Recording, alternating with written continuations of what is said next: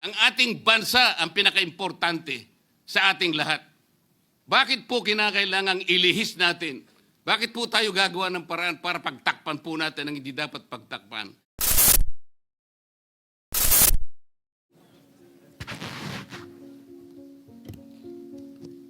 Marami pong salamat, Mr. President. Ako po ay tumatayo ngayon para sa isang usaping pampersonal at pangkalahatang pribilehyo. Ginoong Pangulo, ang gulo-gulo na po natin. Ito pong huling pagdinig sa Blue Ribbon Committee na kung saan ay lumabas po ang isang testigo na nagngangalang Master Sergeant Orly Gutesa. Ako po ay nabansagan na kulang po sa kortesiya. Para sa akin po ay hindi po tama na nagpapasaringan po tayo ng ganun. Iisa po ang ating layunin. Hindi po tayo magkakalaban sa layunin na matuntun po natin ang pinaka-problema kung bakit nasadlag po ang ating bansa sa ganitong kalagayan. Hindi ko naman po kasalanan ako po'y hanapin ni Sergeant Gutesa. Hindi ko po siya kilala eh. Hindi ko po kasalanan kung ako po ang hinanap niya at hindi iba. Nung pong makita ko po yung kanyang salaysay, ang sabi ko lamang po sa kanya ay, kung malakas ang loob mo talaga at naniniwala kang dapat mong gawin ito para sa iyong bansa, dalawa lang ang pwede mong gawin para sa akin. Ipanotaryo mo yan at kung malakas ang loob mo, bukas ng umaga bago mag-alas 9, kailangan nandun ka na sa Senado. Alam po yung notaryo, para sa akin lang po yun eh. Gusto ko lamang siyang testingin kung talagang totoo nga ang kanyang mga gustong banggitin. Ang pinakamahalaga po ay haharap siya, tatayo, at susumpa sa kalagitnaan ng pagdinig. At doon ay pakikinggan natin. At doon ay sama-sama natin siyang i-interpolate. Tatanungin. Nakita naman po ninyo kung paano niya sinasagot ang bawat tanong. Walang pag-aalinlangan. Siya lamang po ang natatangi na testigo na kumonekta sa pangalan ni Saldico at Martin Romualdez. Wala nang iba. Ngayon po siya ay naharap sa napakaraming pasaring din. Bakit po ako ay walang kortesiya? Hindi po ba ako ay humingi ng panahon sapagkat hindi ko naman po alam kung talagang darating siya nung araw na yon, kaya hindi na po ako nagsabi. Gusto ko talagang paniwala ang darating siya. Dumating nga po siya, kaya ko siya inilabas. Pero kung pag-uusapan po ay kortesiya, balikan po natin ang mga nangyari. Nung ako po ay chairman pa ng Blue Ribbon Committee, nagkaroon po ng pagdinig. Unang pagdinig ay August 19, 2025. Isang araw bago po nagkaroon ng pagdinig ang Blue Ribbon Committee, ang ating pong kasama, si Senador Lacson, ay nagkaroon po ng posting. Sa Twitter po yata ito, hindi po ako sanay dito eh. Babasahin ko po, August 20, 2025. The Senate Blue Ribbon Committee hearing yesterday is akin to the cart going ahead of the horse. Had the cart waited one day, it would not have missed the details of the truth about the many substandard ghost projects and more that will be exposed in my privileged speech today. Yun po ba ay courtesy din? Sa akin pong palagay, hindi dapat po nagkaroon ng ganitong pagpapasaring. Alam ko po ba kung sino-sino ang tatayo para mag-deliver ng privileged speech? Matagal ko na pong sinabi noon kung kailan po ang pagdinig. Wala po akong itinago. Ngunit kung sasabihin na kung naghintay kami ng isang araw ay mas marami pa sanang mga detalye at katotohanan ang naihayag. Hindi po ba sinabi ko sa inyo noon, mismong Pangulo ng Republika ng Pilipinas ang nagbigay sa akin ng USB na nandun po lahat ang mga proyektong pinaghihinala na ghost projects. Ayaw ko lamang pong ilabas ng isa-isa sapagkat sa aking pagkakaalam noon, Ginoong Pangulo, mali din po yung binigay na mga coordinate sapagkat ang pinagbasihan nila yung MYPS, hindi yung PCMA, na palagi ko pong binabanggit. Sa mga kapatid, kahit na po yung mga binanggit na projects ng ating kasama, salig po sa mga maling coordination. At saka konti lang, pinili lang. Nagkataon lang po maganda nga talagang pagkakapresent sapagkat kulang na lang po yung cinematography at saka screenplay. Kung meron pa lang sanang sound effects, baka nandun yun. Huwag po sanang ganun magpasaringan tayo. Iisa po ang layunin natin dito. Yung matukoy natin kung sino ang merong utak dito. Na ngayon po ay unti-unti na pong naihayag. Sino bang natatakot kay Martin Romualdez? Marami po siguro dito sa kapulungan ito. Pero hindi ako natatakot kay Martin Romualdez.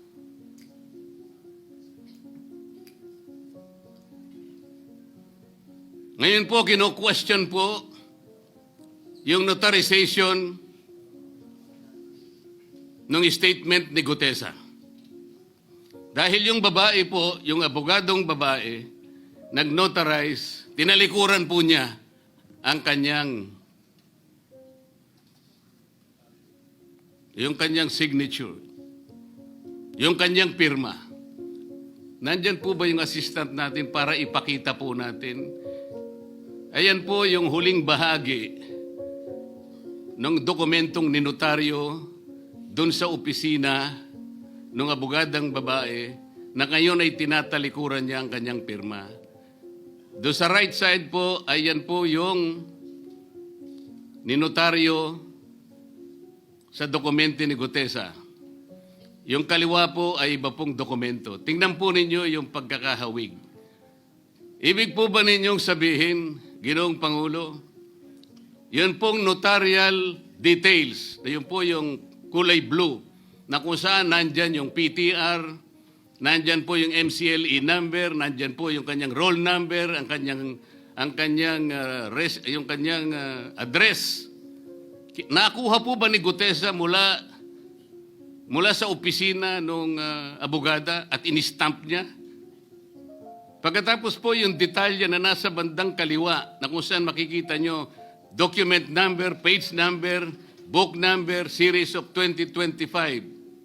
Makukuha po ba ni Gutesa mula sa libro, mula sa notarial register ng abogado? Paano niya makukuha? Tingnan po ninyo yung kabila, ganun din. Bakit po natin hahanapan ngayon si Gutesa at sasabihin pa natin dahil lamang tinalikuran ng babaeng nagnotaryo ang kanyang pirma? Pangkaraniwan na po kasi, Ginoong Pangulo, kahit pumunta kayo sa maraming lugar na kung saan nagnotaryo, hindi nyo po makikita ron ang abogado. Iaabot nyo lang sa kanyang papel ninyo, pagkatapos isosoli niya sa iyo, pagkatapos nyo magbayad. Itatanong po ba ni Ginoong Gutesa, bago siya umalis, tatanungin po ba niya doon sa babaeng kausap niya kung sino man yun, Madam, kayo po bang may pirma nito? Wala pong ganun eh. Ngayon, kung tatalikuran po ng abogado na yon ang kanyang pirma, ako na po mismo ang magdidirect ng prosecution sa kanya para ma-disbar siya. Sapagkat ginagamit po niya yung opisina na yon. Pakita po ba natin, pwede po nating ipakita yung opisina, yung kanya, ayan po yung kanyang lugar. Ang opisina po niya ay sa Ermita, ngunit yan po ay ginagamit niyang address. Ayan po makikita ninyo. Notary Public 24/7. Ibig niyo sabihin, nandyan at hindi na natutulog yung abogado na yan. Sigurado meron siyang tao dyan na pumipirma. at ginagaya na lamang ng kanyang staff o secretary yung pirma niya. Ganyan po palagi, kalakaran. Kalakaran ngunit hindi tama. Sapagkat sa batas po ng notaryo, kailangan nakaharap po yung magnunotaryo sa nagpapanotaryo. Bakit po niya ngayon sinabi na hindi niya pirma yon? Maring hindi niya pirma. Ngunit, tinayaan niya kung sino man ang taong iyon na ipirma yung dokumento. Kagaya po ng nasabi ko, naging academic na po yung notaryo. Sapagkat ang tao ay tumayo sa ating kapulungan. Binasa niya yung kanyang statement.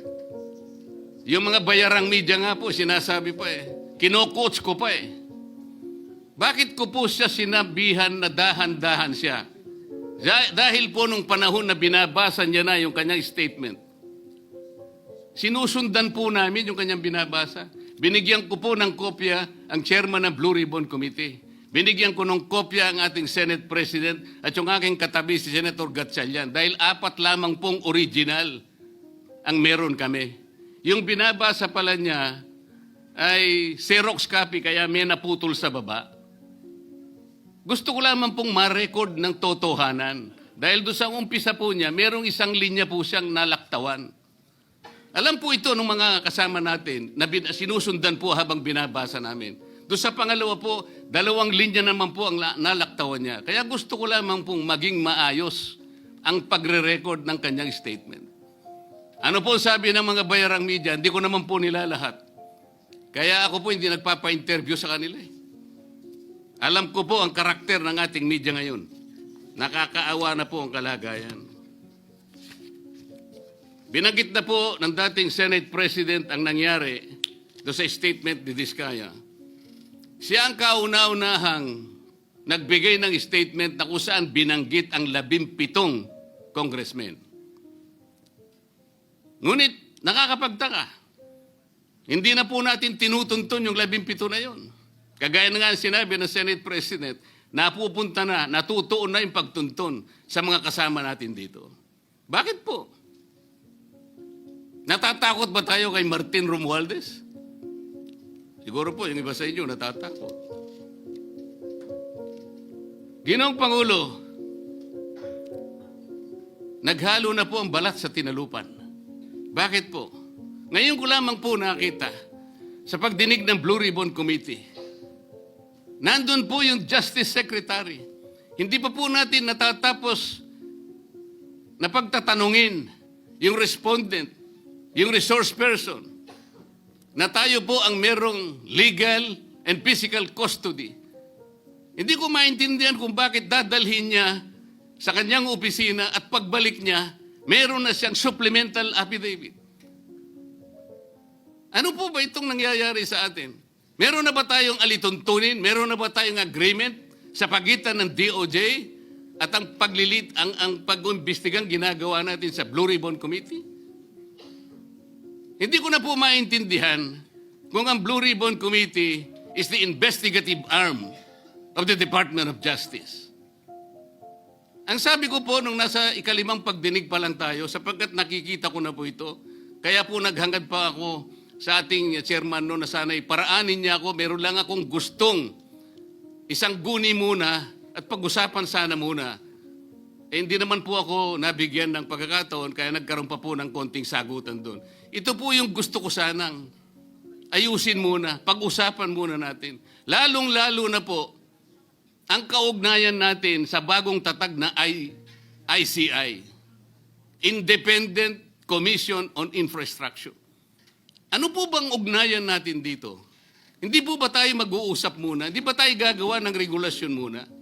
Meron po tayong mga doktrinang isinasaalang-alang. Nasaan na po ang institutional boundaries? Nasaan na po ang separation of powers? Nasaan na po ang system of checks and balances? Di ba natin isasaalang-alang ito? Dadalawang tao lamang po ba ang mamamagitan sa pagitan ng mga institusyon na ito? At mawawala na po kami sa picture? Are we supposed to be kept in the dark, Mr. President?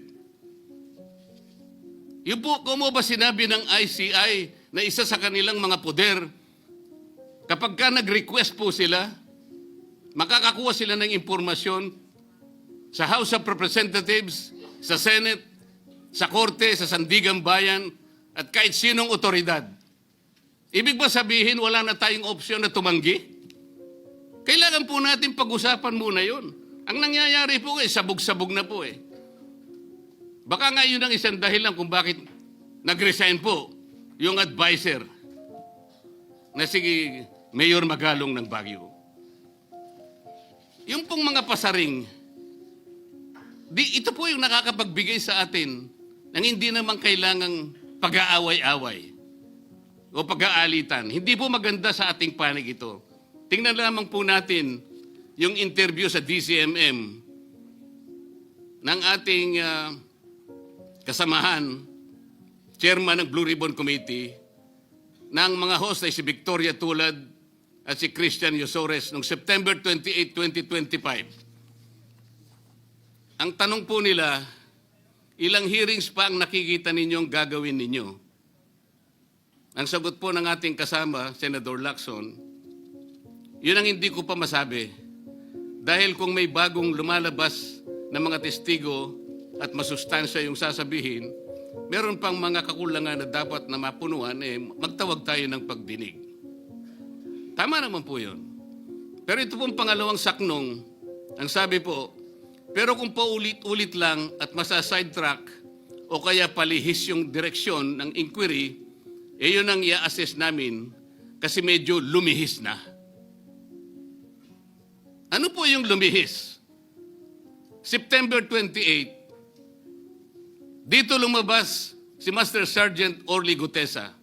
Lumihis po ba o dumiretso? Mula kay Saldico, ikinonekta po niya kay Martin Romualdez.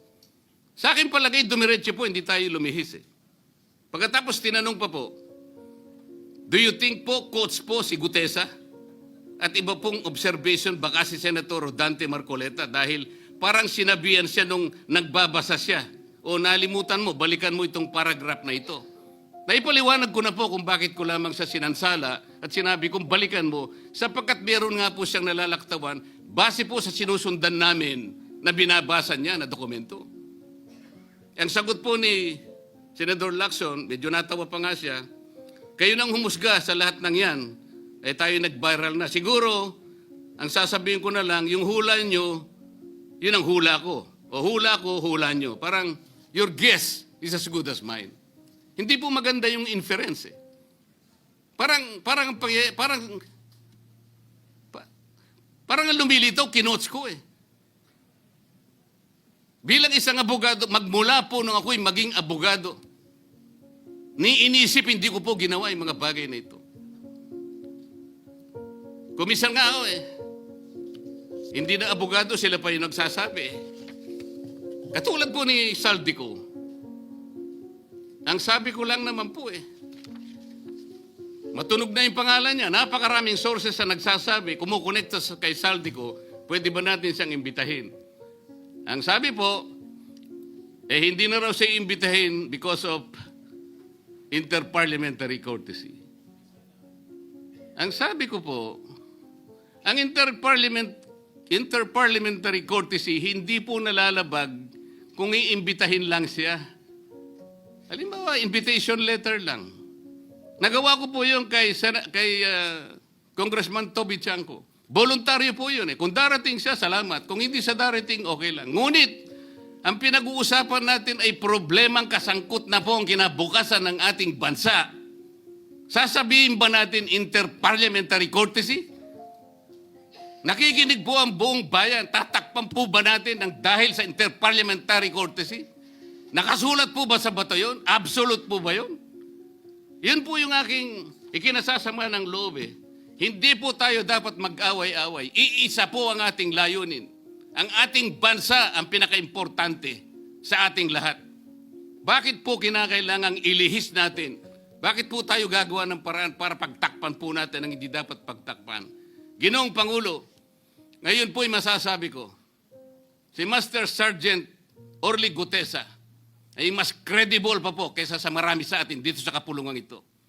Si Master Sergeant Orly Gutesa, mas matapang kaysa sa mas marami dito sa ating kapulungan.